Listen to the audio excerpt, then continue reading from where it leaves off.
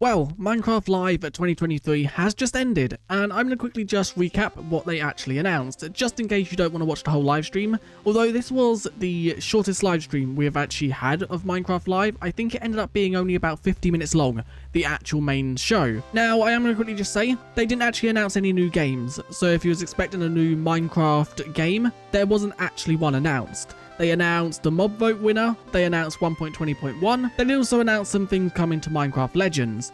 So first of all, the mob vote. The winner was the armadillo, so we'll be getting the armadillo and also wolf armor inside of 1.21. They did actually mention, though, the crab and also the penguin could be added at some point in the future. The example they used was the frogs. Frogs didn't actually win the biome vote, but they were added inside of 1.19. So there is a chance that we could see the crab and the penguin. They'll just be thrown into the ideas list, and if Minecraft ever have an idea that would bring them mobs back, that is something they can do. So that is the mob vote. Then let's now talk about Minecraft 1.20, because this is a PvP type of update. It's going to be expanding upon adventuring and dungeons. So the first thing that they actually announced is the trial chamber. This will be a new structure that you can actually explore with different rooms, they said. And each room will be unique, and you'll have to fight your way through it to get rewards. The actual structure will be made up of some new decorative blocks. In the background, you can see some new copper variations and also some tough blocks. By the looks of it, tough bricks and also like chiseled tough. There is then also a block that we have actually seen before, and that is in a second. You'll actually see like the copper scaffolding right here. We actually saw this inside of the April Fool's snapshot. So it seems like that will be added. There are also copper doors that you can see in the background. So copper doors are going to be added, and also copper lamps, which I think are called copper bulbs. And the more oxidized they are, the less light they'll actually give off. So they'll be the brightest when they're actually in the orange stage. But you can see that it's actually made up of some traps as well. So it's going to be kind of like the desert temple where it's trapped and you have to make your way through it without dying. Here is another look at some of the actual blocks that you can see. There is actually oxidized versions of the scaffolding stuff as well. And you can also see a little bit more at some of the actual textures of the tough blocks and also the copper doors, which I actually love the look of them. And then they actually show us this, which is a new type of spawner. This spawner will spawn a certain amount of mobs, so it will have a range probably. I think it depends on how many players join the fight. I don't know how it determines that. I'm guessing how many players are within a radius of the spawner when it activates. But it will spawn a certain amount of mobs. Then once it's spawned a certain amount of mobs, and you've actually killed them, it will go on cooldown. And as you can see, it's now on cooldown because it's gone grey. After the cooldown has ended, it'll basically reset, so you can actually repeat the process over and over again, which that is really good for servers, so players don't have to explore thousands of blocks away just to find a dungeon. You can basically repeat it, so one player can go in and complete it, and then after a while it will reset for another player to then go and do the same thing, which I think is really cool. And it's good that they've thought about multiplayer and made it so you don't have to explore thousands of blocks just to find each structure differently. Although there is benefit to actually finding different structures, because Minecraft has said the actual structure is random, so each room is different and unique, which I actually think is really cool. The next thing they actually show off is some new blocks. You can see that they're actually building in the background with some what looks to be smooth, tough walls or something. And it does also seem like you can actually turn these lamps off, because there was a dimmed grey version in the background of that image. But this block we are looking at right here is a auto crafter. Now this update is insane. We will be getting a new block which is called the crafter. And this basically works, you put the recipe in, the output will then be given, and you get the output by giving it a redstone signal. As you can see, if this is now powered, it will spit the items out like a dropper does, which I think is cool.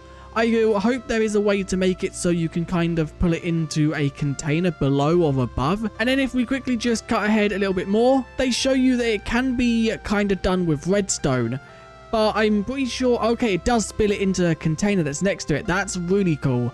I like that. You can see that if this actually gets activated right here, that the actual items go in.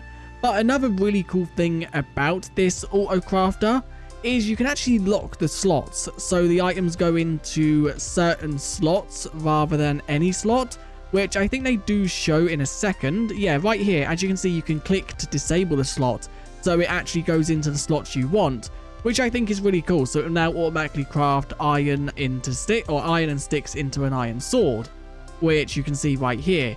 So I like that, and then once it's given a redstone signal, it will actually put the output into the barrel next to it. This is a insane feature. And then you can see some of the other blocks that will be added in the background for building, which this update is really good for PvP and exploring aspects, but then it also does seem like there's going to be a lot of new building blocks for people who just like staying at their bases and building. So this is a really good update. Now there is one more thing that they actually showcase, and it's back in the actual trial chambers. You can also see how it shows right here how it automatically crafts armor to actually dispense on the player. That is really cool, although I don't know if that will be useful in any way. And then the final thing that they actually show off is they go back into the trial chamber to fight a new mob that will be added, and that mob is the Breeze. It is a overworld blaze which you can actually fight, and as you can see, it's right here. And it don't actually fight the player, it will shoot like a air at it, or wind I think they've called it, and the wind doesn't actually do damage, I don't think. It knocks the player back and away from the Breeze. The only way the Breeze can actually do damage is by like hitting the player like the Blaze does. So I actually think this mob is really cool. I also do hope that we get more unique mobs for this structure. But the Breeze can also activate traps within the rooms. If you actually see, yeah, as you can see, there's copper trap doors also, which kind of just put the players down in a hole. I don't know if that will lead into some sort of lava or something eventually, or if that's permanent how it is right now. But I do really like it. It seems like it does actually activate redstone, its Breeze bullet, because it actually powered that lamp right there. And this update is basically, they have said that snapshots for the update will start in a few weeks. So the coming weeks, we should see the first ever experimental snapshot for Minecraft 1.21. But obviously it will be an experimental snapshot, as they obviously will still work on 1.19.3 and maybe 1.19.4. Another thing to actually quickly just mention as well, this is not everything within the update. Like last year where they announced the camel, bamboo and bookshelves, when they actually announced all that, there will be more coming, like archaeology. They also announced armor trims and also cherry groves. Later in the year, or maybe early next year, they'll actually announce more features for 1.21 that we'll then see in snapshots not long after they announce it, which I think is really cool because it gives us hype around October when they do the Minecraft Live.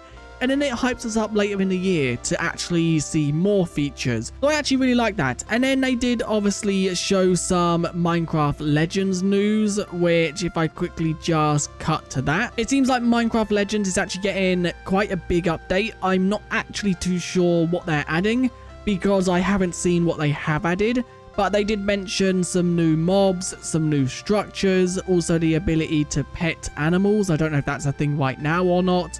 And they did also mention that witches will be added as something that you can actually bring on your team, with then a cauldron you can build, and the cauldron, when it's built, it will actually give you some sort of actual like abilities to people you have on your team. That is it for this video. If you did enjoy, do leave a like and subscribe. It's just a quick little recap of everything they announced, and I'm excited for 1.21 because it seems like such a good update. Don't forget, I will be streaming as soon as that snapshot releases in the coming weeks to showcase everything that is new. I should also have a video on it as well. And the armadillo obviously did win the mob vote. So if you do want to mess around with the crab or the penguin, they are currently within a mod I develop called Trails and Tales Plus. But we'll be updating both of them to stay within the mod permanently. They did also mention frogs to be in Minecraft Legends as well, which you can see in the background, and you can also double jump with them by the looks of it. But anyway, I'll see you guys in the next one. Bye!